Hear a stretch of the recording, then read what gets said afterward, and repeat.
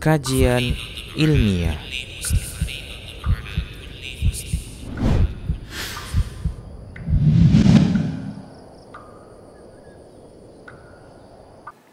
Bismillahirrahmanirrahim.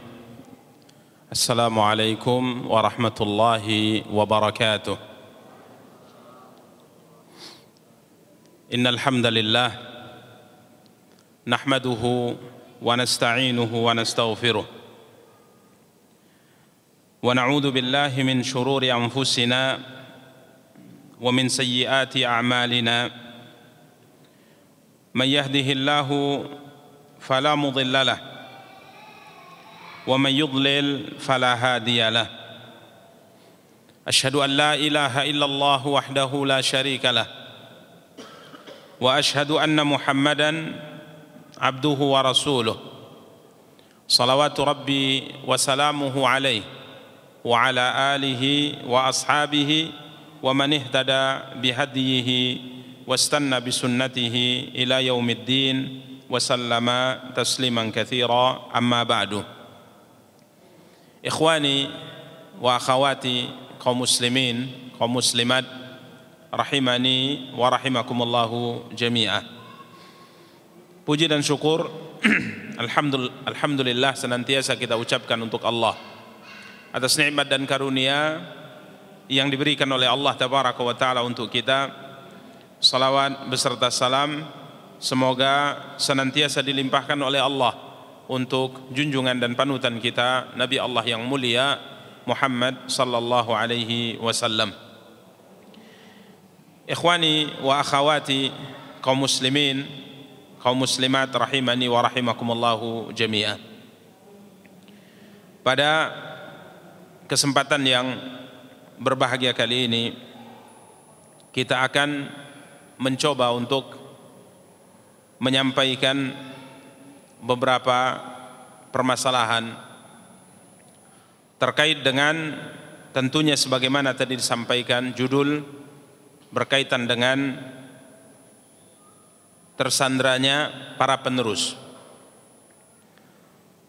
Artinya tatkala kita berbicara tentang penerus satu generasi, maka penerus satu generasi itu adalah para pemuda. Penerus generasi adalah pemuda. Karena kita lihat beberapa sahabat ridwanullahi ta'ala alaihim ajma'in tatkala melihat para pemuda, di antara mereka melihat para pemuda yang bersemangat dalam menuntut ilmu, maka mereka sangat senang. Mereka sangat senang. Di antaranya sahabat yang mulia Abu Sa'id Al-Khudri radhiyallahu anhu, di mana Abu Sa'id Al-Khudri radhiyallahu anhu apabila melihat asy-syabab, yakni para pemuda, maka beliau berkata, marhaban bi wasiyati Rasulillah sallallahu alaihi wasallam.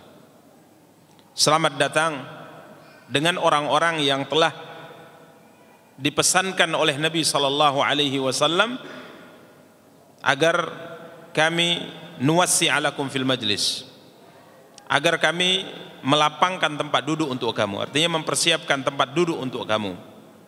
Wa annufhimakum al hadith, dan Rasulullah sallallahu alaihi wasallam juga berwasiat kepada kami agar kami mengajarkan dan memahamkan kepada kamu hadis-hadis Rasulullah sallallahu alaihi wasallam.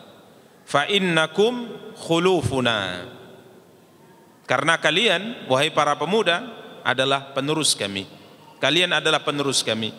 Wa ahlul hadits ba'dana, dan kalian adalah ahlul hadis yang akan menyampaikan ilmu, yang akan menyampaikan hadis-hadis Rasulullah sallallahu alaihi wasallam kepada kami. Karenanya tatkala kita berbicara tentang penerus, maka yang dimaksud dengan penerus di sini adalah para syabab, para pemuda.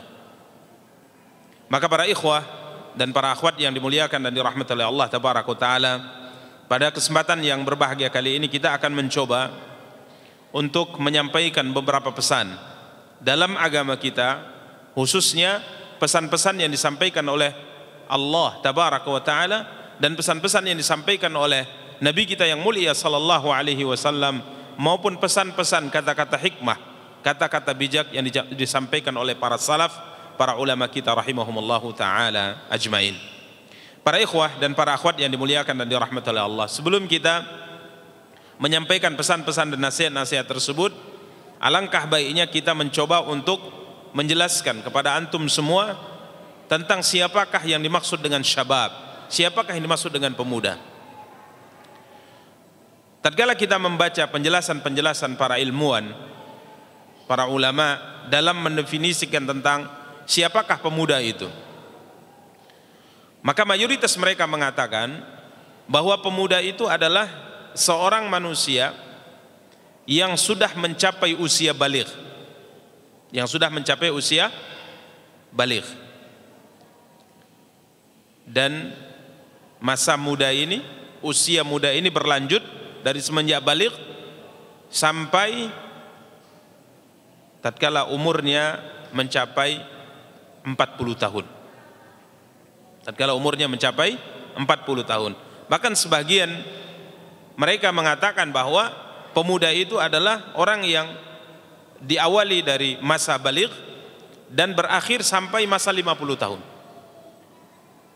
Namun mayoritas mereka mengatakan 40 tahun. Karena masa muda adalah masa pertumbuhan, di mana tatkala usia seorang mencapai baligh, maka dari sisi kecerdasan semakin hari semakin mendekati kesempurnaan. Dari sisi kekuatan juga semakin lama semakin meningkat. Dari sisi kebijaksanaan juga seperti itu. Dan biasanya, ya, sebagaimana kita maklumi, biasanya seorang akan sampai pada tingkat kecerdasan yang maksimal tatkala usianya sudah mencapai berapa tahun? 40 tahun. Dan seorang telah mencapai kekuatan yang maksimal, ya, artinya tidak ada perkembangan lagi, meningkatnya itu tidak ada lagi. Bahkan mungkin sampai pada usia itu yang ada kekuatannya menurun. Kekuatannya menurun.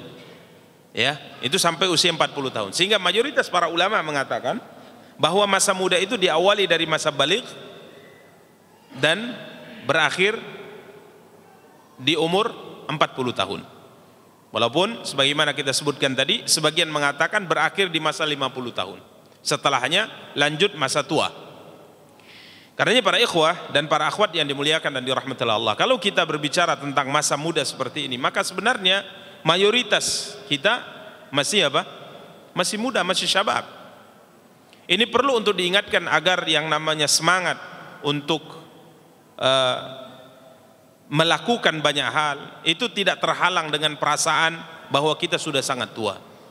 Karena kadangkala ada seorang yang umurnya masih 30, misalnya 37, umurnya masih 38, atau mungkin bahkan mencapai 40 tahun dia sudah merasa tua, kemudian dia menganggap bahwa beberapa perbuatan, beberapa usaha, beberapa hal yang harusnya bisa dia lakukan ini tidak jadi dia kerjakan karena ia merasa bahwa ia sudah tua. Ya, karenanya ini penting untuk kita dudukkan terlebih dahulu bahwa masa muda itu berawal dari masa baligh. Maka tatkala seorang sudah baligh, maka ia sudah sampai pada tingkat syabab. Artinya sudah ada beban berat yang ada di pundaknya yang diperintahkan oleh Allah untuk dia kerjakan, dan ada beban berat yang diperintahkan oleh Allah untuknya agar ia tinggalkan. Karena semenjak dia baligh, catatan amal yang telah ditetapkan oleh Allah, yang dengannya diperintahkan dua malaikat untuk mencatatnya, ini sudah berjalan. Para ikhwah dan para akhwat yang dimuliakan dan dirahmati oleh Allah, dan masa muda ini adalah masa yang sangat penting. Bahkan dia merupakan tahapan perjalanan hidup manusia yang paling penting dari semua tahapan sebelumnya maupun sesudahnya. Bahkan ia merupakan tahapan terpanjang. Ia merupakan tahapan terpanjang.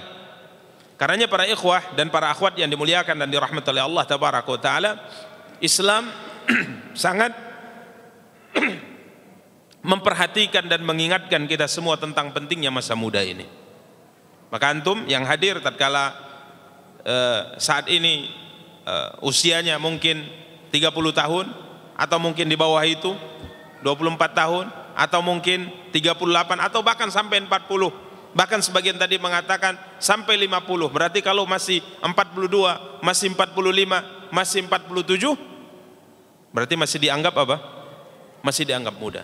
Yang seharusnya usia ini adalah usia dimanfaatkan dengan sebaik mungkin, karena Islam mengingatkan kita bahwa masa ini adalah masa yang harus dimanfaatkan oleh seorang muslim dan muslimah, karena pertanggungjawabannya sangat luar biasa dalam agama kita. Para ikhwah dan para akhwat yang dimuliakan dan dirahmati oleh Allah tabaraka wa taala, dalam firman Allah tabaraka wa taala tatkala kita membaca Al-Qur'an, maka kita akan dapati di dalam Al-Quran Allah tabaraka wa ta'ala menyinggung masa muda ini dengan menceritakan kepada kita beberapa generasi yang diceritakan dalam Al-Quran, yang mereka berkiprah dalam hidup mereka, melakukan kebaikan di saat usia mereka masih muda. Dan itu disebutkan oleh Allah. Dan tidak mungkin masa muda ini disebutkan tentang mereka yang diceritakan oleh Allah kecuali karena di masa itu mereka mampu melakukan sesuatu yang dengannya dipuji dalam agama. Contoh misalnya yang masyhur, Allah tabaraka wa taala berfirman dalam surat Al-Kahfi, Ashabul Kahfi, para pemuda yang Allah tabaraka wa taala selamatkan mereka dari orang-orang kafir di zamannya. Kemudian mereka ditidurkan oleh Allah tabaraka wa taala di gua selama 300 tahun tambah 9 tahun. Ya, 300 tahun tambah 9 tahun. Karena begitulah bahasa Al-Qur'an. Walabithu fi kahfihim 300 sinina wasdadu tis'ah. Mereka menetap di gua mereka selama 300 tahun ditambah 9 tahun. Tidak disebutkan oleh Allah tabaraka wa taala 309 tahun. Karena hitungan hari dan tahun dengan syamsiyah, dengan peredaran matahari, dengan hitungan menggunakan peredaran bulan atau hilal itu berbeda. Jadi kalau dengan hitungan qamar, dengan hitungan syamsiyah ya atau masehi, maka mereka tidur di gua mereka selama 300 tahun. Namun kalau seandainya dengan hitungan hilal, dengan hitungan bulan, maka mereka tidur di gua tersebut selama 309 tahun. Para ikhwah dan para akhwat yang dimuliakan dan dirahmati oleh Allah tabaraka wa taala, Allah tabaraka wa taala tatkala menceritakan tentang mereka dalam surat Al-Kahfi,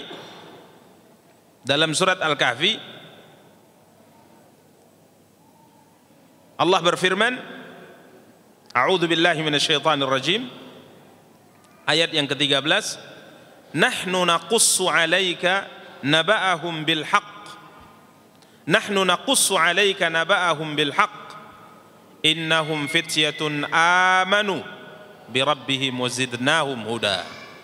Allah berfirman, kami kisahkan kepadamu ya Muhammad cerita ini dengan benar. Innahum fityah. Allah berfirman, sesungguhnya mereka adalah fityah. Mereka adalah para pemuda. Ya, mereka adalah para pemuda. Karenanya Imam Al-Hafidz Ibnu Katsir rahimahullah taala tatkala mentafsirkan ayat yang mulia ini, beliau berkata, "Fadzakara ta'ala annahum fityah wa hum syabab." Di dalam ayat yang mulia ini Allah tabaraka wa taala menyebut mereka, yakni Ashabul Kahfi tersebut yang ditidurkan oleh Allah di gua selama ratusan tahun tersebut, Allah sebutkan annahum fityah. Mereka adalah syabab, mereka adalah pemuda. Dan beliau mengatakan, pemuda ini aqbal lil haq. Pemuda ini adalah seorang manusia yang paling mudah menerima kebenaran. Wa ahdalis sabil minas syuyukh. Pemuda ini adalah orang-orang yang lebih mudah menempuh jalan petunjuk dibandingkan orang-orang tua. Alladzina qad ataw wa asaw fi dinil batil, yang mana biasanya orang tua yang sudah hidup di atas kebatilan sudah keras hatinya, ya mungkin bahasa kita sudah apa bahasanya, berkarat ya, hatinya di atas kebatilan, sehingga sulit yang namanya orang tua untuk berubah, berbeda dengan anak muda. Ini hikmah dibalik kenapa Allah mengatakan sesungguhnya mereka adalah pemuda. Sesungguhnya mereka adalah pemuda. Walihada, kata Imam Ibnu Katsir rahimahullah, walihada kana aktsarul mustajibina lillahi wa li rasulihi sallallahu alaihi wasallam syababa. Karena itu kita lihat, kata Imam Ibnu Katsir, kebanyakan manusia yang mengikuti dakwah Nabi, mengikuti seruan Allah adalah pemuda. Ya. Beliau contohkan dengan di Makkah Al-Mukarramah. Beliau contohkan dengan di Makkah. Perhatikan di Makkah. Di Makkah mayoritas yang beriman dengan Nabi, kalau boleh kita katakan seluruh yang beriman dengan Rasulullah adalah para pemuda. Karena sangat sedikit orang-orang tua yang beriman dengan Rasulullah SAW. Mayoritas mereka pemuda. Kalau boleh kita katakan seluruhnya. Siapa sahabat yang paling mulia? Sahabat yang paling mulia siapa? Abu Bakar radhiyallahu ta'ala an. Sahabat yang paling mulia Abu Bakar. Abu Bakar radhiyallahu ta'ala an masuk Islam tatkala umurnya masih 30-an tahun.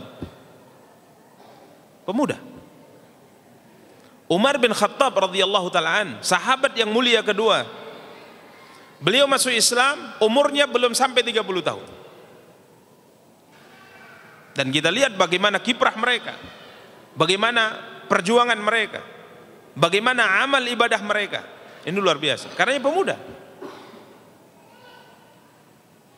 Para ikhwah dan para akhwat yang dimuliakan dan dirahmati oleh Allah, karenanya Allah tabaraka wa taala sebagaimana dikatakan Imam Ibnu Katsir rahimahullah, Allah berfirman innahum fityah, sesungguhnya mereka adalah pemuda. Sifat ini ditonjolkan oleh Allah, dimunculkan oleh Allah agar kita paham bahwa di usia muda seorang itu lebih bisa melakukan banyak hal dibanding tatkala ia nanti sudah mencapai masa tua. Bahkan kalau kita cerita Mekah dengan Abu Bakarnya, dengan Umar bin Khattab radhiyallahu taala, dengan Utsman bin Affan radhiyallahu taala, dengan Sa'ad bin Abi Waqqas, Abdurrahman bin Auf, mayoritas seluruh mereka adalah para pemuda tatkala mereka masuk Islam. Bahkan kita perhatikan Madinah misalnya, dengan perkembangan dakwah di masa itu yang sangat luar biasa. Satu kampung semuanya masuk Islam seketika. Satu kampung masuk Islam. Satu kabilah masuk Islam. Sesungguhnya keberhasilan dakwah sebagaimana kita ketahui dalam sejarah disebabkan ada peran yang sangat besar dari seorang pemuda yang bernama Mus'ab bin Umair. Mus'ab ibnu Umair. Mus'ab bin Umair radhiyallahu ta'ala tatkala beliau meninggal umurnya baru genap 40 tahun dalam sebagian sejarah. Kita kadang sudah berumur 40 tahun. Kalau melihat ke belakang apa yang sudah kita lakukan, kadang kita bingung apa sebenarnya sudah kita lakukan untuk agama kita, untuk amal kita, untuk kemaslahatan dunia dan akhirat kita. Coba antum perhatikan bagaimana kiprah dakwah Mus'ab bin Umair radhiyallahu ta'ala, Safirul Islam, digelari dalam sejarah sebagai seorang yang safir, duta pertama Islam, dikirim oleh Nabi SAW, umurnya masih 30-an tahun ke Madinah, menginap di rumah seorang sahabat bernama Asad bin Zurarah radhiyallahu ta'ala. Kemudian beliau mulai berdakwah di Madinah, didampingi oleh Asad bin Zurarah, seorang pemuda yang silahkan baca ya, mungkin sebagian kita tatkala mendengar Mus'ab bin Umair tentunya tidak akan tergambar bagi kita kehebatan Mus'ab bin Umair, luar biasa Mus'ab bin Umair, kecuali apabila kita melihat sejarahnya. Siapa sebenarnya Mus'ab bin Umair ini radhiyallahu ta'ala? Anak dari orang tua yang paling kaya di kota Mekah Al-Mukarramah. Sampai para sahabat mayoritas mereka menyinggung-nyinggung masa lalunya sebelum dia masuk Islam. Bahkan juga disebut oleh Nabi bagaimana hidup mewah yang dia dapatkan sebelum ia masuk Islam, dan bagaimana kondisi hidupnya setelah dia masuk Islam sampai akhirnya syahid di perang Uhud radhiyallahu ta'ala. Beliau berdakwah, diutus Nabi, ya, diutus Rasulullah SAW ke Madinah untuk berdakwah. Dan alhamdulillah tatkala beliau berdakwah radhiyallahu ta'ala, Tatkala beliau berdakwah, berhasil masuk Islam dengan izin Allah melalui perantara tangan beliau juga seorang pemuda yang sangat luar biasa. Ceritanya masyhur, Sa'ad bin Mu'adz. Tatkala kita buka sejarah tentang Sa'ad bin Mu'adz, orang yang sebagaimana tentang Mus'ab bin Umair, kita tidak akan tergambar bagaimana Sa'ad bin Mu'adz dengan kehebatannya, dengan jasanya, kecuali kita baca sejarah beliau. Seorang yang tatkala meninggal, Rasulullah sallallahu alaihi wasallam bersabda, "Ihtazza 'arsyur Rahman bi mauti Sa'd bin Mu'adz." Arsy Allah, makhluk yang paling besar itu, tidak ada makhluk yang lebih besar daripada arsy, bergetar karena bahagia, karena senang tatkala ruhnya Sa'ad bin Mu'adz radhiyallahu taala naik ke atas. Ini seorang sahabat yang sangat luar biasa radhiyallahu taala. Tatkala beliau masuk Islam, apa yang beliau lakukan setelah masuk Islam di hadapan Mus'ab bin Umair? Dia pulang ke aula pertemuan kaumnya Bani Abdul Ashhal, kemudian dia kumpulkan semuanya dan beliau bertanya, "Menurut kalian saya ini siapa?" Maka semua kabilah Bani Abdul Ashhal mengatakan, "Kami menganggap engkau adalah pimpinan kami, orang terbaik di kalangan kami, dan anak dari bapak terbaik di kalangan kami." Maka beliau kala itu mengatakan, "Sesungguhnya dari semenjak saat ini, laki-laki, perempuan, tua, muda, kecil, besar, dari kamu tidak boleh berbicara dengan saya kecuali setelah dia bersyahadat." Akhirnya semua masuk Islam. Seorang sahabat tatkala terjadi perang Khandaq radhiyallahu taala, tatkala terjadi perang Khandaq, Nabi kita yang mulia sallallahu alaihi wasallam sempat kala itu ingin bernegosiasi dengan suku Ghatafan.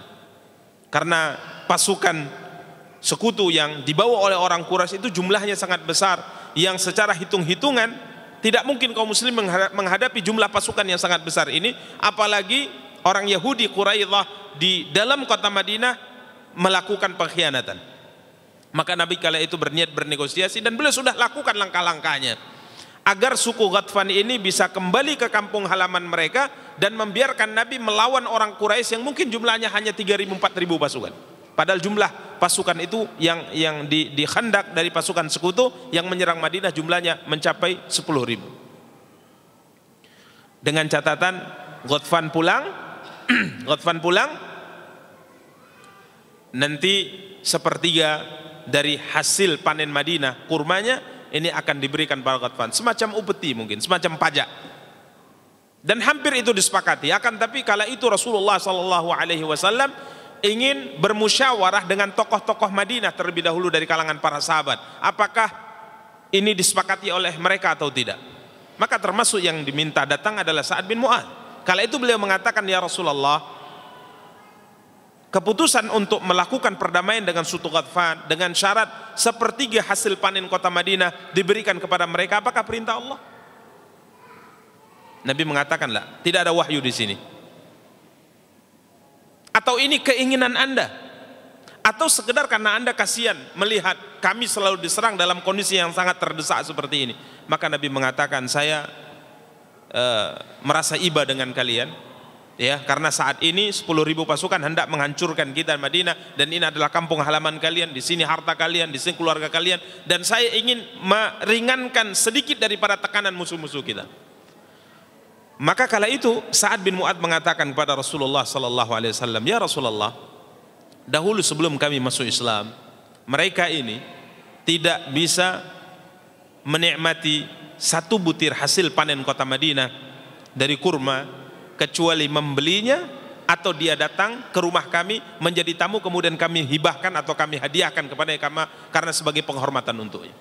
Jadi mereka tidak bisa menikmati satu butir dari buah kurma hasil panen kota Madinah kecuali kalau mereka beli atau kami kasih. Apakah setelah kami masuk Islam kemudian kami berikan cuma-cuma dari harta atau dari hasil panen kota Madinah ini? Demi Allah ya Rasulullah, kami tidak berikan kepada mereka kecuali pedang. Tidak ada perdamaian di sini. Kita bertempur sampai titik darah penghabisan dan kita lihat apa yang akan ditentukan oleh Allah untuk mereka dan kita. Ini Sa'ad bin Mu'adz.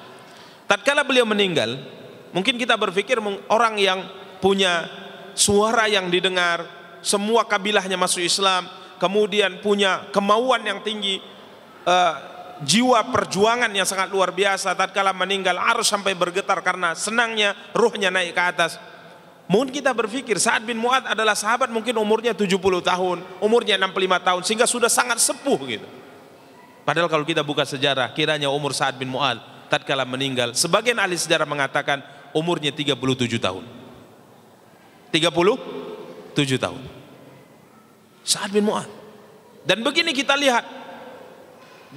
lihat para sahabat-sahabat yang mulia radhiyallahu taala. Karena Imam Ibnu Katsir mengatakan di sinilah hikmah kenapa Allah menyebut nahnu naqussu 'alaika naba'ahum bil haqq innahum fityatun amanu bi rabbihim wazidnahum huda. Sesungguhnya mereka pemuda, kata Allah. Pemuda. Ini untuk menyadarkan kita di saat usia kita belum penuh 40 tahun. Atau mungkin sebagian ilmuwan mengatakan belum penuh 50 tahun, maka kita masih dianggap sebagai seorang pemuda yang harus banyak berusaha berjuang untuk kemaslahatan dunia kita, kemaslahatan akhirat kita yang utama, dan juga kebaikan umat kita. Pemuda. Kemudian para ikhwah dan akhwat yang dimuliakan dan dirahmati Allah, Allah menyinggung terkait dengan pemuda juga pada ayat yang lain. Bisa kita lihat dalam surat Yunus ayat 83.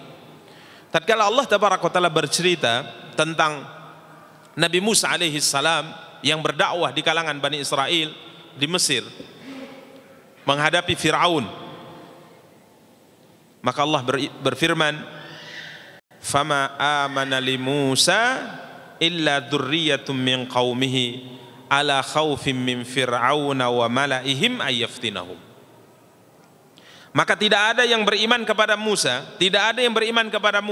melainkan pemuda-pemuda dari kaumnya. Dzurriyyah ini ada tentunya beberapa tafsir dari para ulama. Ada yang mengatakan dzurriyyah yakni qalil. Dzurriyyah di sini diterjemahkan atau ditafsirkan tidak ada yang beriman kepada Musa kecuali segelintir saja dari kaumnya. Ini tafsir yang lainnya. Namun Al-Imam Ibnu Katsir, Al-Imam Ibnu Jarir At-Tabari rahimahullah tatkala mentafsirkan dzurriyyah, mereka mengatakan dzurriyyah di sini maknanya pemuda. Dan ini yang sesuai dengan terjemahan yang kita lihat dalam terjemahan yang ada di negeri kita. Di mana diterjemahkan, maka tidak ada yang beriman kepada Musa melainkan pemuda-pemuda dari kaumnya. Allah mengatakan pemuda. Persis seperti dikatakan Imam Ibnu Katsir bahwa pemuda itu paling mudah menerima kebenaran, pemuda itu paling mudah menerima petunjuk, berbeda dengan orang yang sudah tua, yang hidup mungkin di atas kebatilan, yang hidup di atas kesesatan, sehingga kalau dinasihati mungkin dia merasa lebih dari yang lainnya, sehingga hidayah tadi tidak bisa masuk ke dalam hatinya. Demikian para ikhwah dan para akhwat yang dimuliakan dan dirahmati Allah. Dan kita lihat juga Nabi kita yang mulia sallallahu alaihi wa alihi wasallam mengingatkan tentang masa ini dalam beberapa hadis. Dan hadisnya mayoritasnya bahkan seluruhnya masyhur, hadis yang terkenal. Di antaranya sabda Nabi kita yang mulia sallallahu alaihi wasallam dari hadis Abdullah bin Abbas.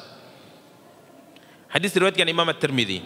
Nabi kita yang mulia sallallahu alaihi wasallam bersabda, "Ightanim khamsan qabla khamsin." Nabi perintahkan kita untuk memanfaatkan 5 perkara sebelum datangnya 5 perkara. Ya. Di antara yang disabdakan oleh Nabi kita yang mulia sallallahu alaihi wasallam, Nabi bersabda, "Syababaka qabla haramika." Manfaatkan masa mudamu manfaatkan masa mudamu, kata Rasulullah sallallahu alaihi wasallam, sebelum datang masa tuamu. Ya. Kemudian di akhir Nabi mengatakan, atau kita bacakan hadisnya secara sempurna, syababaka qabla haramika wa sihataka qabla saqamika wa ghinaka qabla faqrika wa faragaka qabla syughlika wa hayataka qabla mautik. Manfaatkan 5 hal yang Allah berikan kepadamu sebelum datang kepadamu, 5 hal yang Allah nanti akan takdirkan kepadamu. Yang pertama, masa muda sebelum datang masa tua. sehatmu sebelum datang masa sakitmu, kayamu sebelum datang masa miskinmu, luang waktumu sebelum datang masa kesibukanmu, kemudian hayataka qabla mautik, hidupmu sebelum datang kematian. Syabab. Padahal kalau kita perhatikan dalam riwayat ini, ya, dalam riwayat ini Nabi menyebutkan hayataka qabla mautik, hidupmu sebelum matimu. Ini sebenarnya termasuk padanya masa muda. Tapi Rasulullah ingin ingatkan begitu sangat pentingnya masa muda, sehingga perlu untuk diingatkan secara khusus. Begitu juga dengan hadis yang kedua. Kalau hadis yang pertama kita sebutkan tadi ada perbincangan di kalangan para ulama rahimahumullah. Hadis yang kedua, hadis Abdullah bin Mas'ud radhiyallahu anhu. Nabi kita yang mulia sallallahu alaihi wasallam bersabda, "La tazulu qadama 'abdin yaumal qiyamati hatta yus'ala an khams." Kaki anak Adam tidak akan bergeser dari hadapan Allah sampai ia ditanya 5 perkara. Yang pertama, an umrihi fi ma'afnah. Umurnya untuk apa ia habiskan?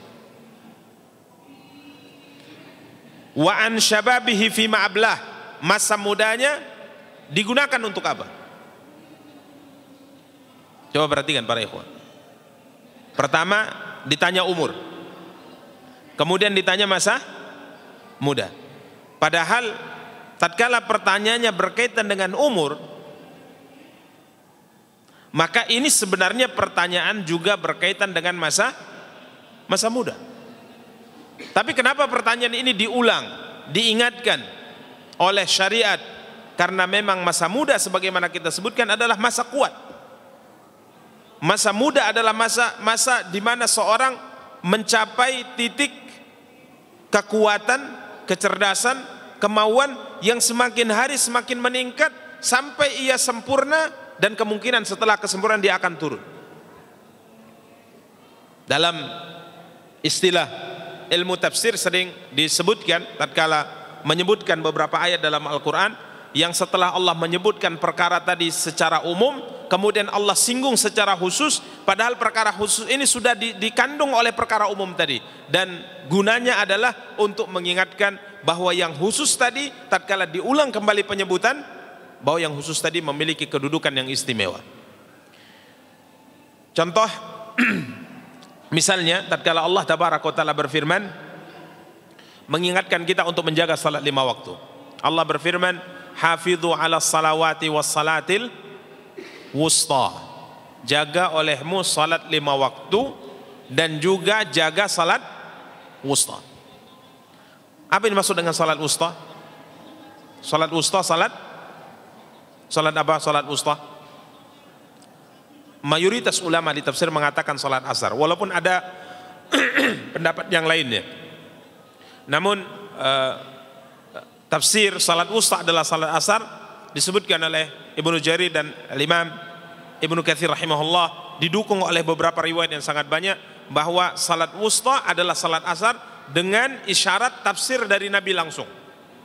Tatkala Nabi sallallahu alaihi wasallam bersabda di perang Khandaq, di saat beliau tidak mampu mengerjakan salat asar di waktunya, salat maghrib di waktunya tidak mampu dikerjakan, kemudian salat isya juga tidak mampu dikerjakan di waktunya, sampai menjelang pertengahan malam baru beliau bisa menjamak 3 salat ini. Padahal tidak boleh sebenarnya, tapi ini darurat.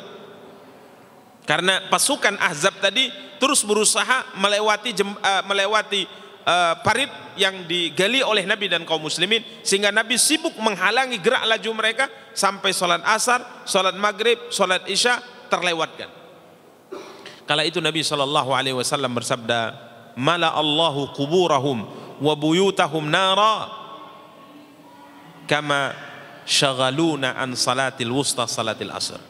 Semoga Allah memenuhi rumah dan kuburan mereka dengan api karena mereka telah menyibukkan kita sehingga kita tidak mampu mengerjakan salat wusta pada waktunya.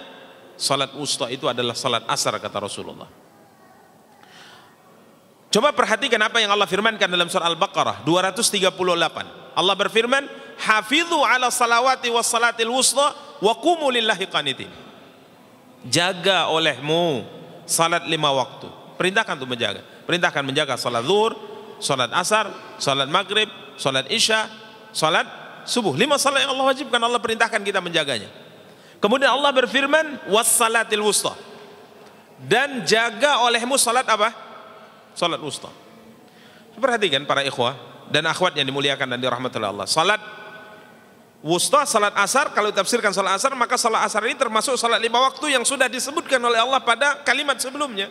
Tapi Allah sebutkan kembali, Allah ingatkan kembali, menunjukkan bahwa salat wusta tatkala disebutkan secara khusus setelah penyebutan umum tadi, menunjukkan salat wusta memiliki apa? Kedudukan, keistimewaan yang tidak dimiliki oleh salat yang lainnya. Sama seperti Allah tabaraka wa taala berfirman juga dalam surah Al-Baqarah 98. Allah berfirman tatkala menjelaskan tentang sikap yang tidak baik yang dilakukan oleh orang Yahudi. Orang Yahudi datang kepada Nabi sallallahu alaihi wasallam, kemudian mereka bertanya, "Ya Rasulullah, kami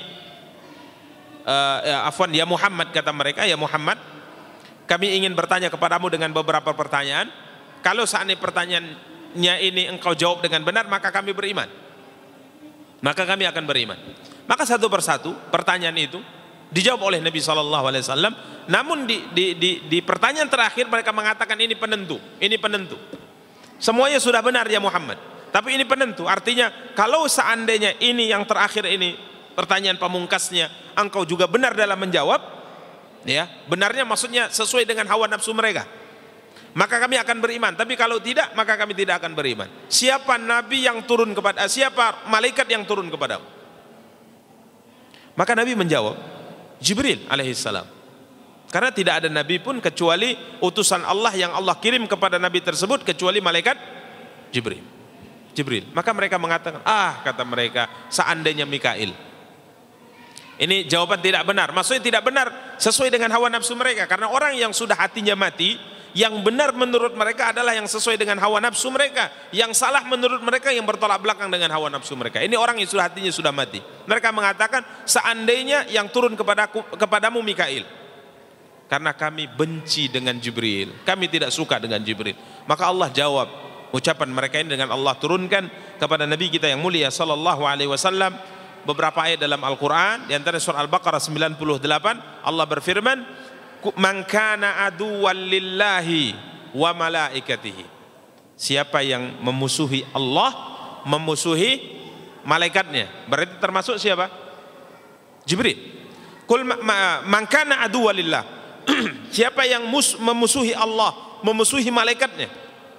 Kemudian Allah mengatakan, wa Jibril wa Mikala fa innallaha aduwwul lil kafirin. Barang siapa yang memusuhi Allah, memusuhi malaikatnya, dan memusuhi Jibril, memusuhi Mikail, maka sungguh Allah musuh bagi orang-orang kafir. Coba perhatikan para ikhwah. Jibril tentunya termasuk malaikat. Maka tatkala Allah misalnya berfirman, barang siapa yang memusuhi Allah dan malaikatnya, maka Allah memusuhi orang-orang kafir. Berarti siapapun yang memusuhi Jibril termasuk musuh Allah. Namun Allah tidak cukup mengatakan barang siapa yang memusuhi Allah dan malaikatnya, maka Allah memusuhi orang kafir. Tapi Allah sebutkan secara khusus memusuhi Jibril, memusuhi Mikail. Karena apa? Malaikat ini memiliki kedudukan yang istimewa di sisi Allah dibanding malaikat yang lainnya.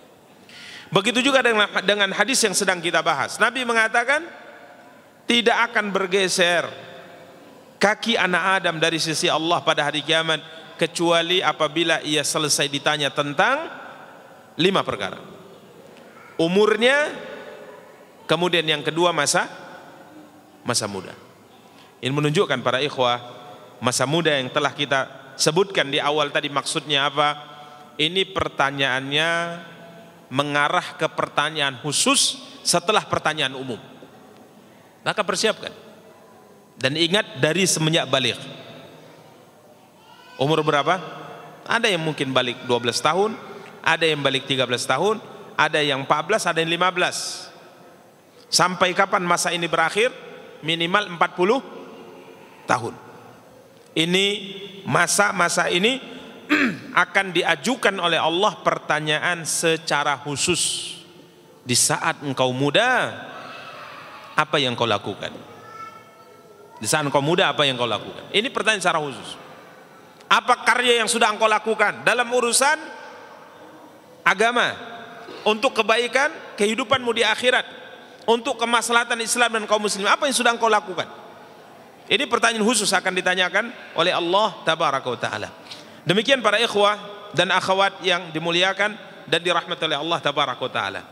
Dan Nabi kita yang mulia sallallahu alaihi wasallam juga menyebutkan pada dalil yang ketiga dalam sabda beliau, menyinggung tentang masa yang hendaknya kita perhatikan bersama, masa muda. Di saat Nabi sallallahu alaihi wasallam menyebutkan sab'atun yudhilluhumullahu fi dhillihi yauma la dhilla illa dhilluh. Ada 7 kelompok manusia yang kelak pada hari kiamat diberi naungan oleh Allah di hari tatkala tidak ada naungan kecuali naungan Allah. Di padang mahsyar tatkala matahari hanya sejarak 1 mil di atas kepala manusia, maka semua orang akan kepanasan. Ya, semua orang akan kepanasan karena matahari hanya sejarak 1 mil, kurang lebih 1,6 kilometer saja di atas kepala manusia. Karenanya ada yang keringatnya bercucuran sehingga menyebabkan ia tenggelam di keringatnya. Tidak ada naungan dari panasnya matahari di hari itu kecuali kelompok-kelompok yang diberikan oleh Allah naungan untuk mereka. Di antaranya syabun nasya'a fi taatillah. Syabun nasya'a fi taatillah, seorang pemuda yang tumbuh besar dewasa di atas ketaatan kepada Allah.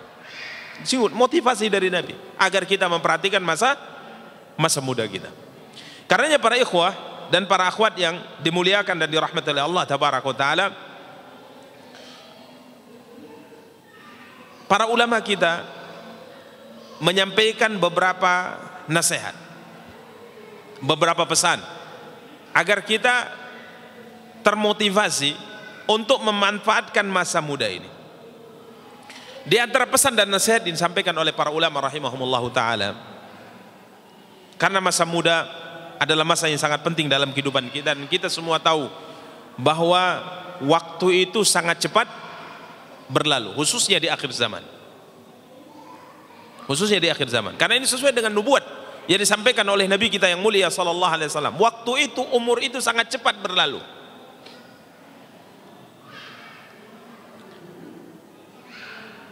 Tidak menyangka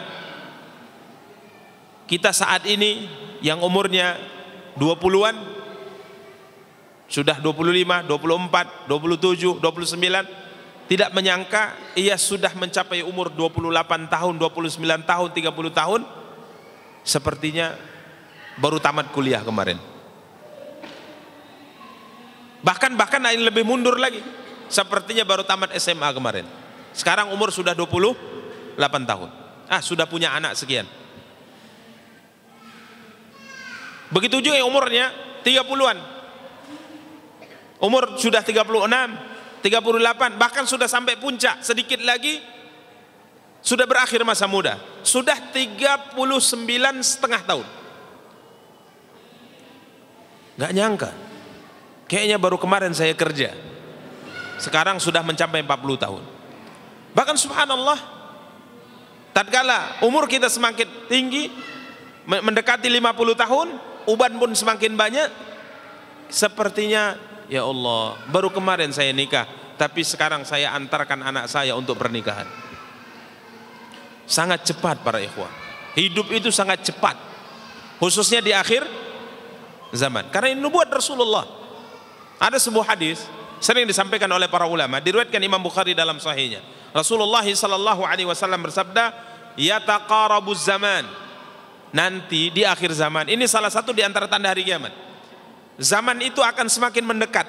Zaman akan semakin mendekat. Waktu akan semakin mendekat. Wa yanqusul amal, dan amal akan berkurang.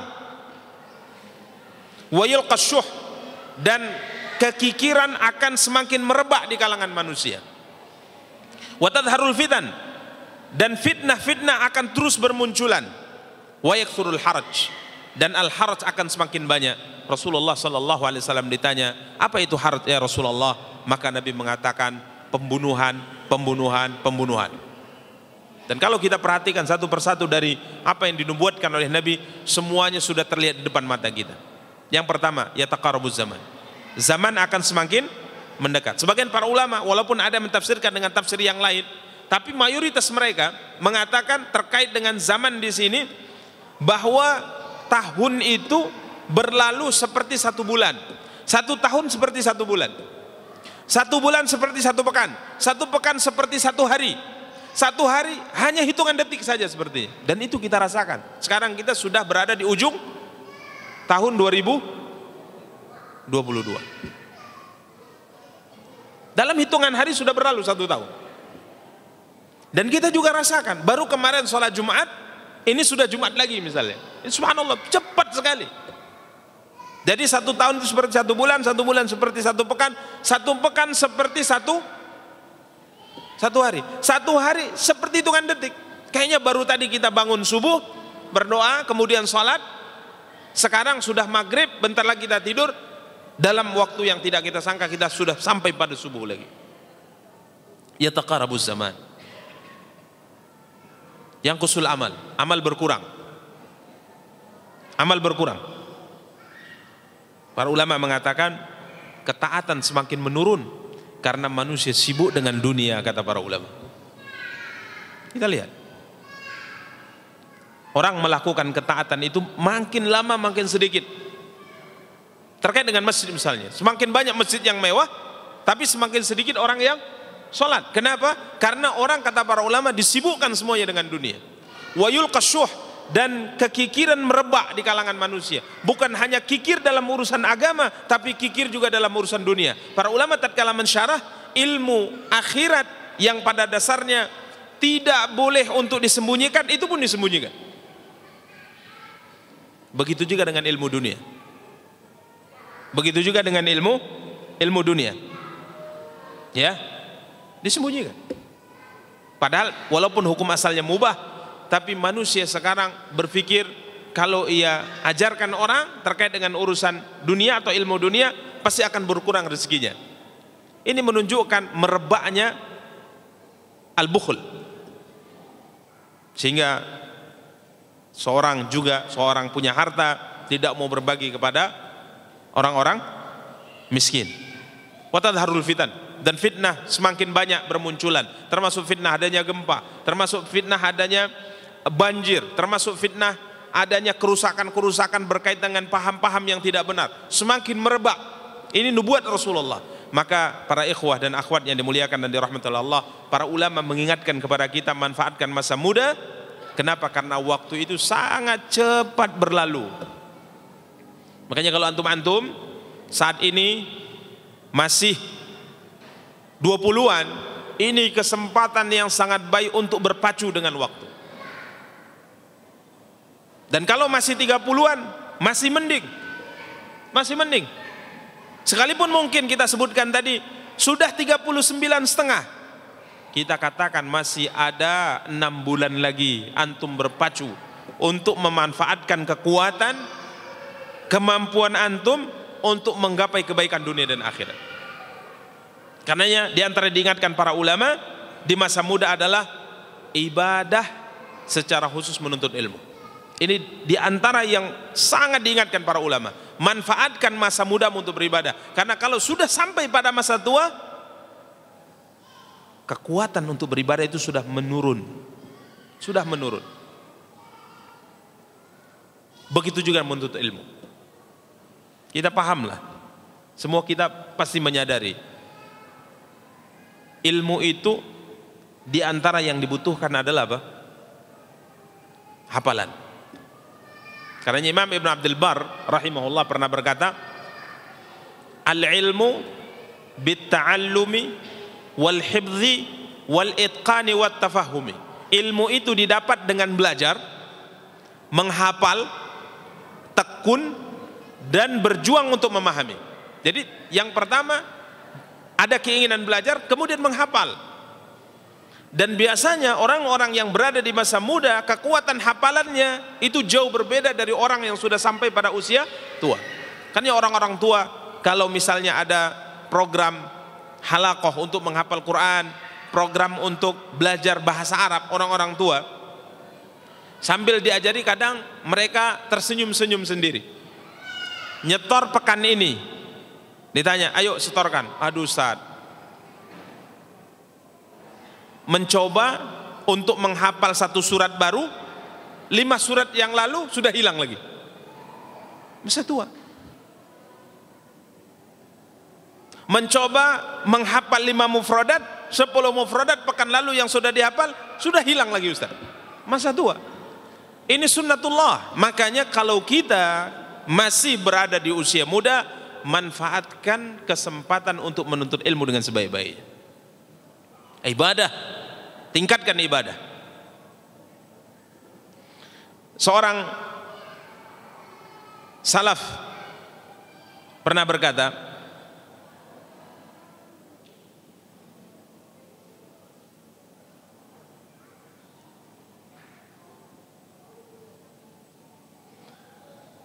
qala lana Abu Ishaq, berkata Abu Ishaq, ia seorang tabi'in yang pernah bertemu dengan beberapa sahabat dan beliau ahli ibadah, ulama di zamannya. Beliau berkata kepada pemuda, ya masyarus syabab, ightanimu, wahai para pemuda yang umurnya masih 20-an, umurnya masih 30-an, ightanimu, manfaatkan masa muda kamu. Ightanimu quwwatakum wa syababakum, manfaatkan masa muda dan masa kuatmu. Karena dahulu beliau mengatakan, ini beliau ceritakan setelah beliau berusia lanjut dan tidak mampu lagi melakukan ibadah yang biasa beliau lakukan di masa beliau masih muda. Beliau mengatakan dahulu, fama marrat bilailatun illa wa ana aqra fiha alfa ayah.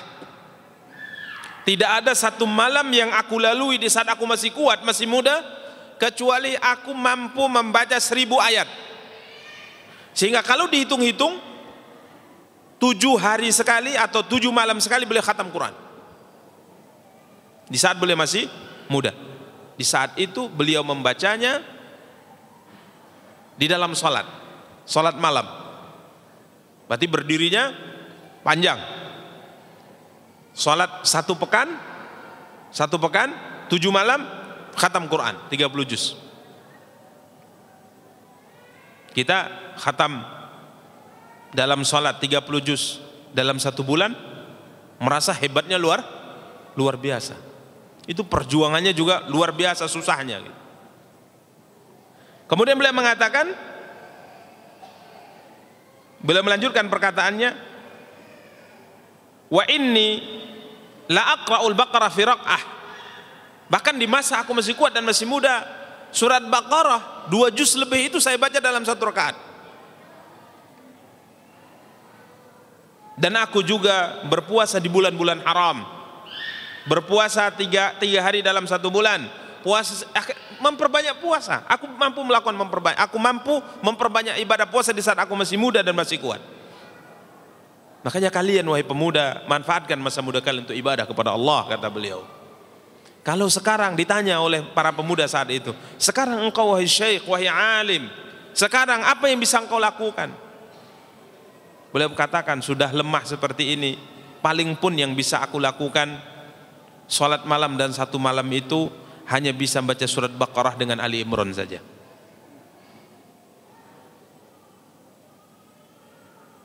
Kalau kita gimana?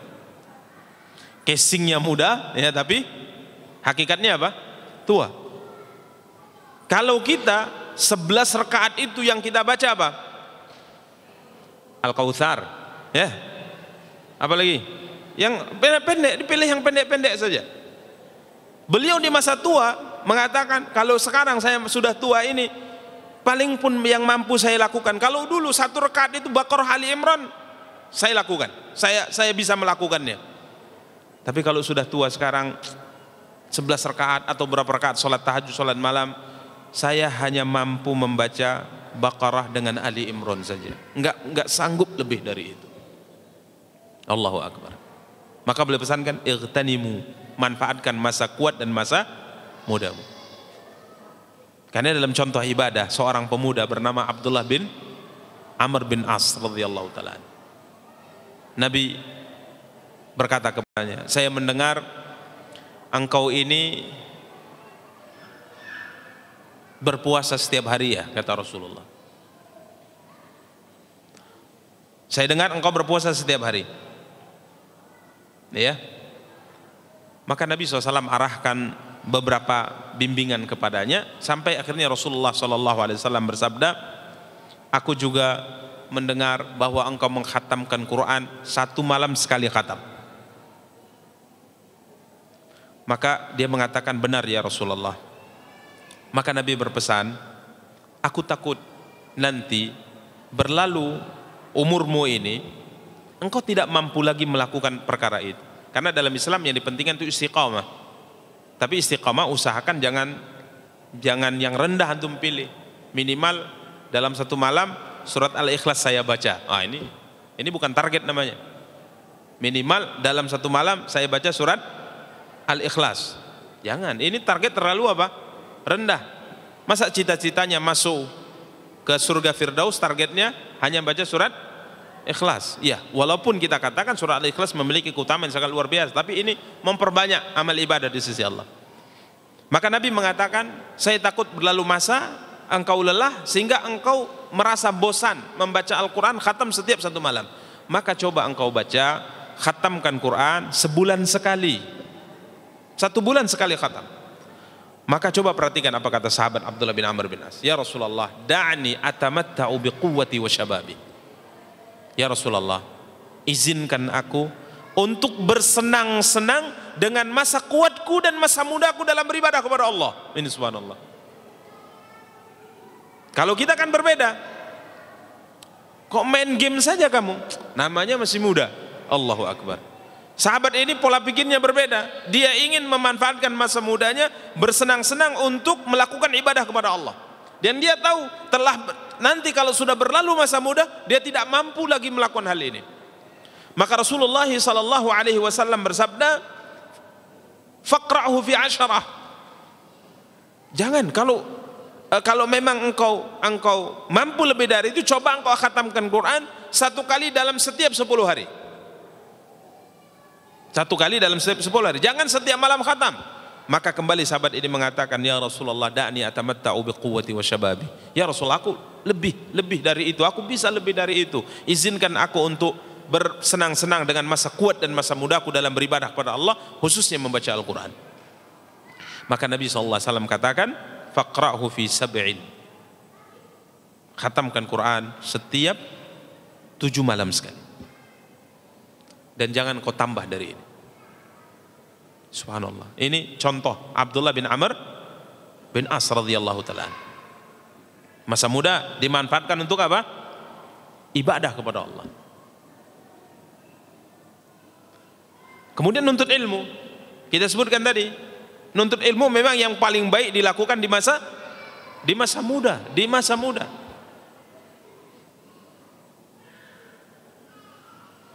Hafal Al-Quran, hafal hadis-hadis Rasulullah, hafal perkataan-perkataan para ulama, pahami masalah-masalah dalam agama. Ini subhanallah, kalau kita lakukan di masa muda, maka kebaikannya sangat luar biasa. Kebaikan sangat luar biasa. Karena sebagaimana dikatakan oleh Abu Sa'id Al-Khudri radhiyallahu ta'ala, antum khalufuna, kalian adalah penerus kami nanti. Kalian adalah ahlul hadis setelah kami.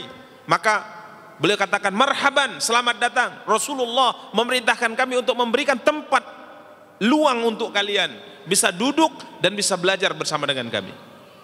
Karena mereka penerus. Karena ada sebuah ungkapan masyhur yang dinukil dari seorang Ansar yang beliau berkata, hadzal fata aqalu min. Ini perkataan masyhur. Pemuda ini lebih cerdas dari saya. Yani tatkala orang ini mengomentari Abdullah bin Abbas radhiyallahu taala. Sama-sama sahabat yang masih muda di saat Nabi SAW meninggal. Umur Abdullah bin Abbas baru 13 tahun. Di saat Nabi meninggal, umur Abdullah bin Abbas baru berapa? 13 tahun. Artinya baru balik. Sudah sampai pada usia mudanya. Maka setelah Nabi SAW meninggal, dia berkata kepada temannya dari Ansar, dari orang Ansar, penduduk asli Madinah. Dia mengatakan, temanku, hari ini para sahabat Nabi SAW masih banyak yang hidup. Ayo Sama-sama kita temui sahabat-sahabat itu, sahabat-sahabat Nabi yang masih hidup itu. Ada Abu Hurairah, ada Abdullah bin Mas'ud, ada Ali bin Abi Thalib, bahkan Abu Bakar, Umar, Uthman, sahabat-sahabat terkemuka yang punya ilmu yang sangat luas. Mereka belajar dari Rasulullah, sekarang masih banyak yang hidup. Ayo kita sama-sama belajar, menemui mereka, menuntut ilmu dari mereka. Maka orang Ansar ini, pemuda Ansar ini berkata, wahai Ibn Abbas, apa perlunya engkau belajar wahai Abdullah bin Abbas? Kalaupun seandainya engkau nanti jadi alim ulama, orang paham tentang syariat, apakah engkau menyangka orang akan butuh denganmu? Sahabat masih banyak, ulama-ulama sahabat masih banyak yang hidup. Apakah mungkin orang akan butuh kepadamu kemudian meninggalkan para sahabat? Maka Abdullah bin Abbas mengatakan, aku tinggalkan temanku ini, aku belajar. Dia tidak peduli. Masa muda harus dimanfaatkan dengan baik. Maka beliau belajar sampai beliau mendatangi rumah Zaid bin Thabit. Dan kala dia datang di rumah Zaid bin Thabit masih tidur siang. Maka dia tunggu sampai dia keluar. Tidak diketuknya sebagai adab, tidak dipanggilnya sebagai adab yang mulia dari seorang penuntut ilmu. Dia tunggu sahabat yang mulia ini depan pintunya. Dan waktu itu musim angin berhembus kencang, sehingga Abdullah bin Abbas tetap duduk di situ menunggu sampai Zaid bin Thabit keluar untuk mengerjakan salat zuhur. Dia tunggu. Maka tatkala Zaid bin Thabit keluar beliau radhiyallahu ta'ala, dia lihat Abdullah bin Abbas itu. Dan kita tahu siapa Abdullah bin Abbas. Beliau adalah anak dari paman siapa? Rasulullah, keluarga Nabi, keluarga Rasulullah. Maka tatkala Zaid melihatnya, dia mengatakan, celaka engkau Abdullah bin Abbas. Kenapa engkau kemari? Apa kebutuhan engkau? Kenapa engkau tidak suruh orang saja memanggilku sehingga aku datang? Ini sebagai bentuk pemuliaan sahabat terhadap keluarga Rasulullah. Abdullah bin Abbas mengatakan, tidak, saya yang lebih layak mendatangimu wahai sahabat yang mulia. Beliau terus belajar sampai akhirnya menjadi orang yang diberi gelar Habrul Ummah Turjumanul Quran, lautan ilmu umat Islam, pentafsir Al-Quran terkemuka. Sampai Abdullah bin Mas'ud mengatakan, ini anak, yakni Abdullah bin Abbas, kalau umurnya sama seperti kami, maka tidak ada seorang pun di antara sahabat yang bisa menandingi keilmuannya. Ini Abdullah bin Abbas. Sampai Umar bin Khattab radhiyallahu ta'ala tatkala umurnya, dalam sebagian riwayat umurnya masih 18-19 tahun, itu Umar selalu kalau ingin memutuskan sebuah kebijakan di negara saat itu, beliau pergi ke rumah Abdullah bin Abbas. Beliau bertanya, sampai disebutkan Abdullah bin Abbas sakit. Umar menjenguknya secara khusus dan mengatakan, ayah Abdullah bin Abbas, sakitmu ini sudah membuat kami susah. Sakitmu sudah membuat kami susah, sehingga ada permasalahan-permasalahan negara yang harus diambil kebijakan dengan cepat, engkau tidak ada. Ini padahal umurnya baru 19 tahun. Umurnya baru 19 tahun karena Nabi meninggal umurnya 13 tahun, kemudian Abu Bakar menjabat sebagai seorang khalifah kurang lebih 2 tahun, setelahnya Umar menjabat sebagai seorang khalifah kurang lebih 10 tahun.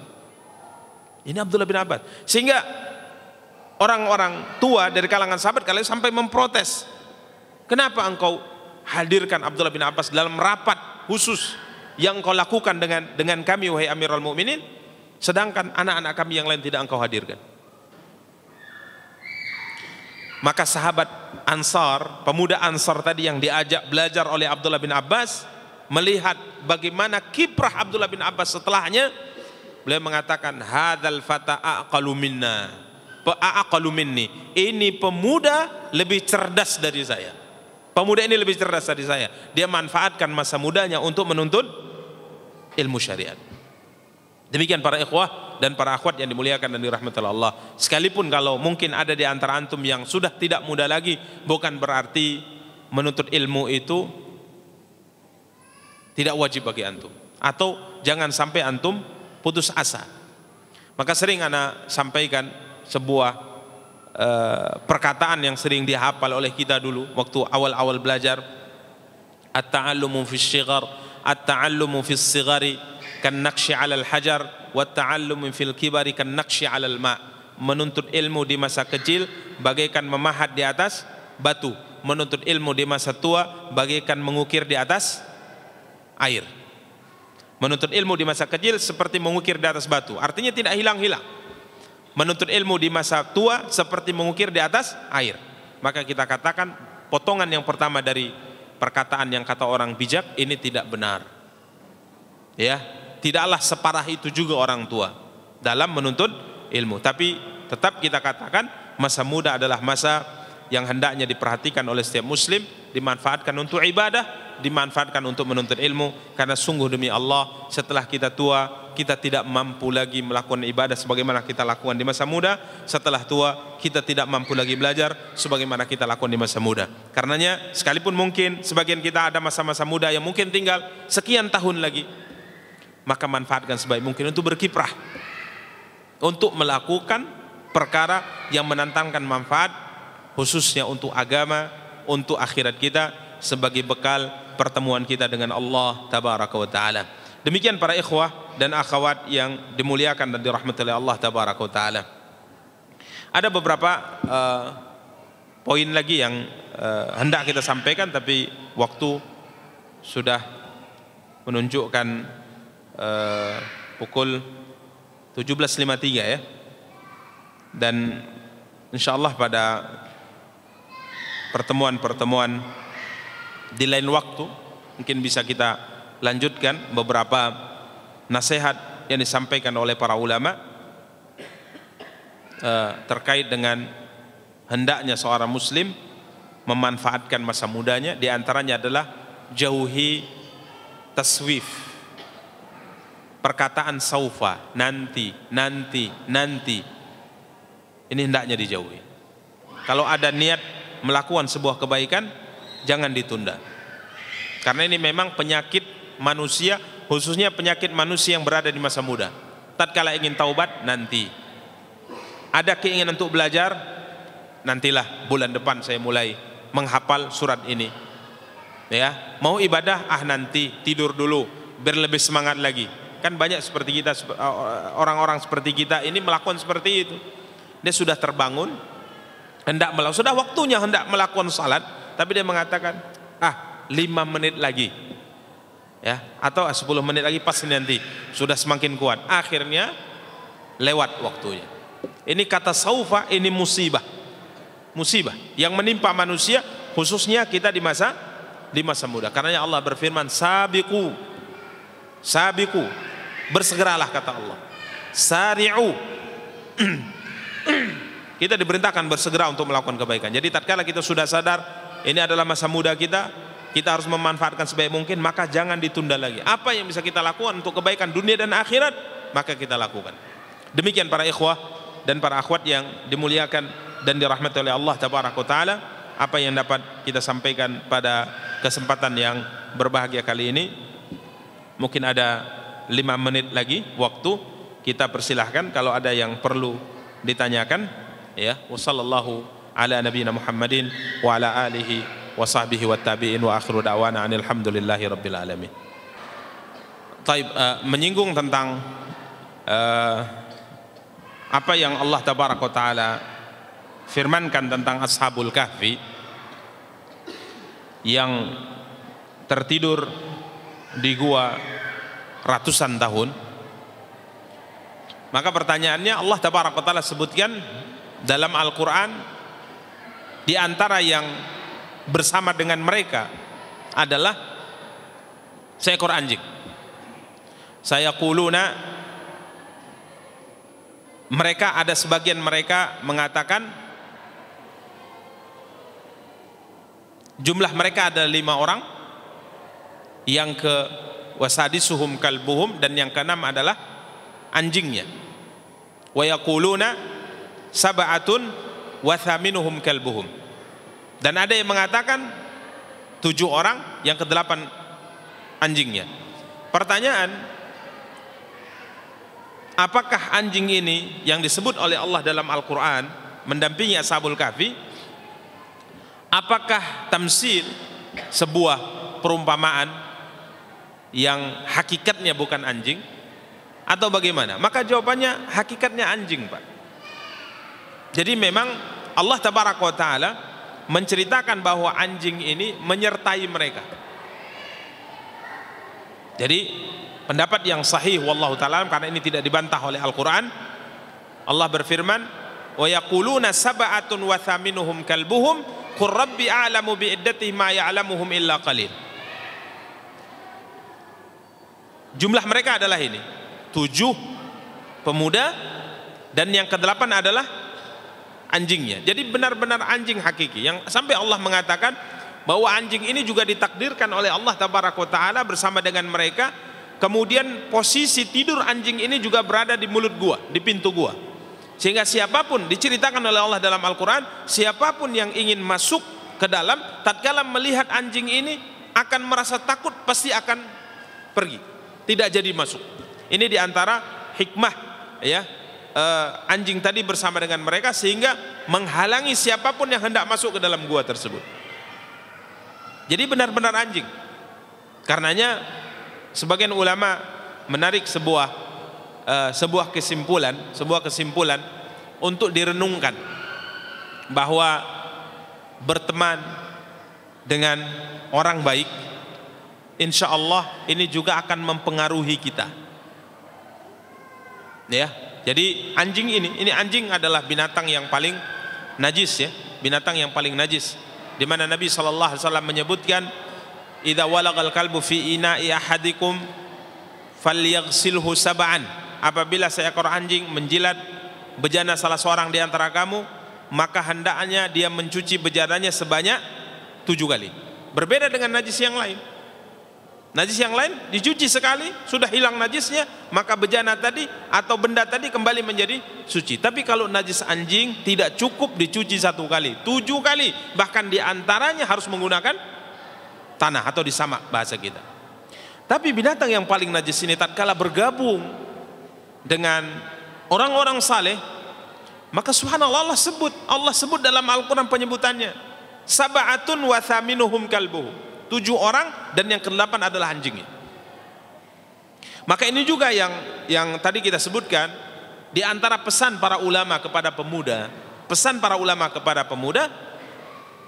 carilah komunitas yang baik, bertemanlah dengan orang-orang yang bisa menarik kita untuk lebih baik. Karena manusia pada hakikatnya mudah terpengaruh, dan ini disabdakan oleh Rasulullah sallallahu alaihi wasallam, al-mar'u ala dini khalilihi, seorang hamba agamanya tergantung kepada temannya, apalagi pemuda. Dan dari pesan para ulama demikian, coba cari orang-orang yang bisa lebih mendekatkan kebaikan kepadamu, lebih mampu menjadikan engkau lebih dekat dengan Allah. Ya, jadi wallahu taala alam, Pak. Kalbun yang diceritakan oleh Allah pada cerita Ashabul Kahfi adalah memang seekor anjing hakiki yang menemani mereka. Wallahu taala a'lam. Ustaz, bagaimana jika pemuda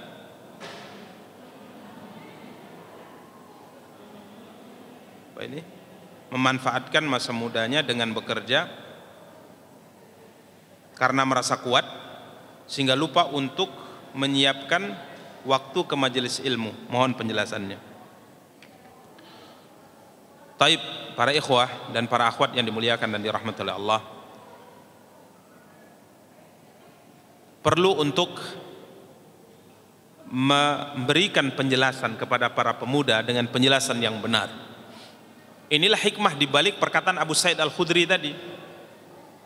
Nabi berpesan kepada kami untuk memberikan tempat ruang kepada kalian, mendekat ke kami untuk mendengarkan penjelasan.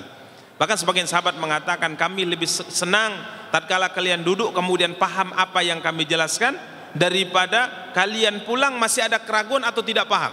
Jadi para sahabat itu memang benar-benar memperhatikan generasi muda agar paham tentang agama.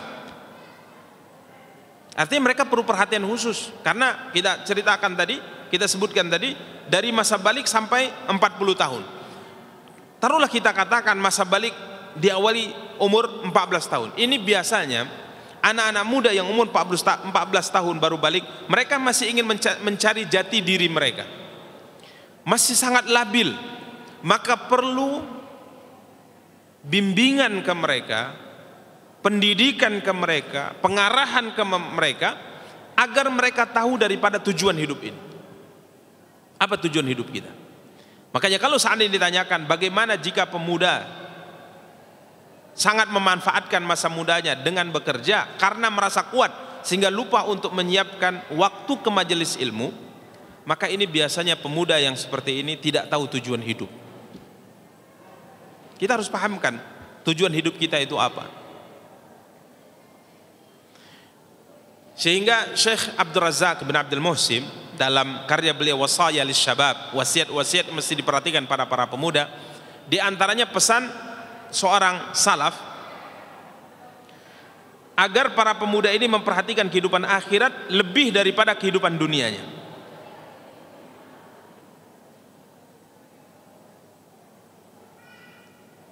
Imam Al-Hasan Al-Basri berkata, ini pendidikan, bimbingan yang harus dipahamkan para pemuda dengannya. Beliau berkata, Imam Hasan Al-Basri berkata, ya ma'syar syabab, alaikum bil akhirah fatlubuha.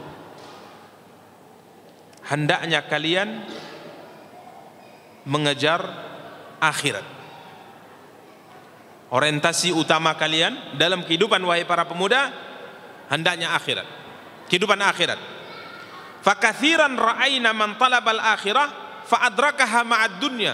Betapa banyak, kata Imam Hasan Al-Basri, orang-orang yang kita ketahui mengejar akhirat dan dia dapatkan akhiratnya, dunia juga dia dapatkan.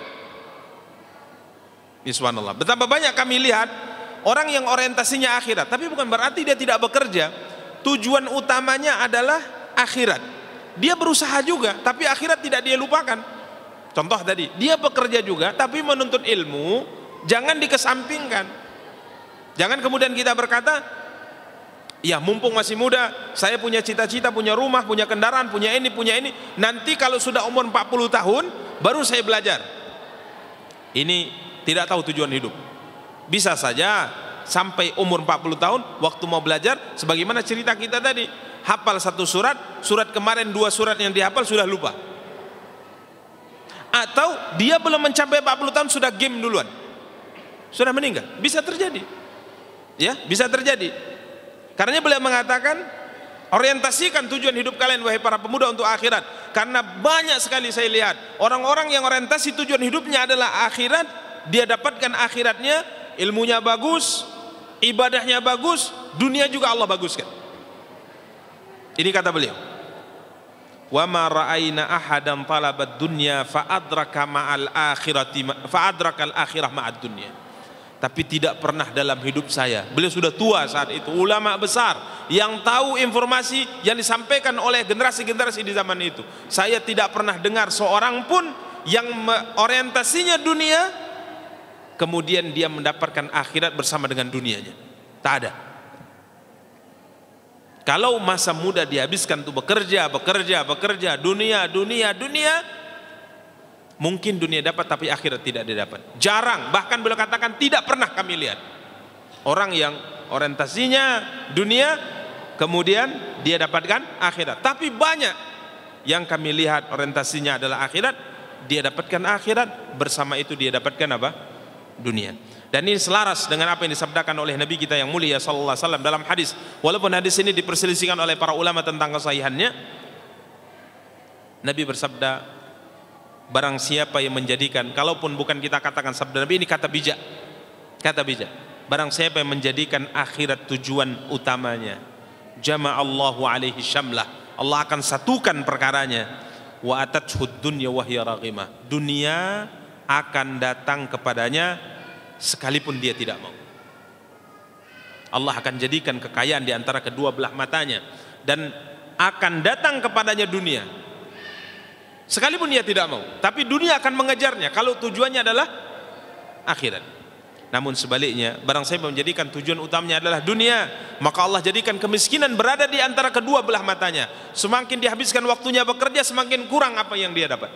Karena memang dunia ini tidak ada puasnya, dan itu sudah disabdakan oleh Rasulullah. Apa kata Nabi? Kalau anak Adam punya 1 lembah emas, dia pingin punya lembah emas yang kedua. Kalau punya lembah emas kedua, dia pingin yang ketiga. Dan tidak ada yang memuaskan manusia kecuali tanah apabila memenuhi mulutnya.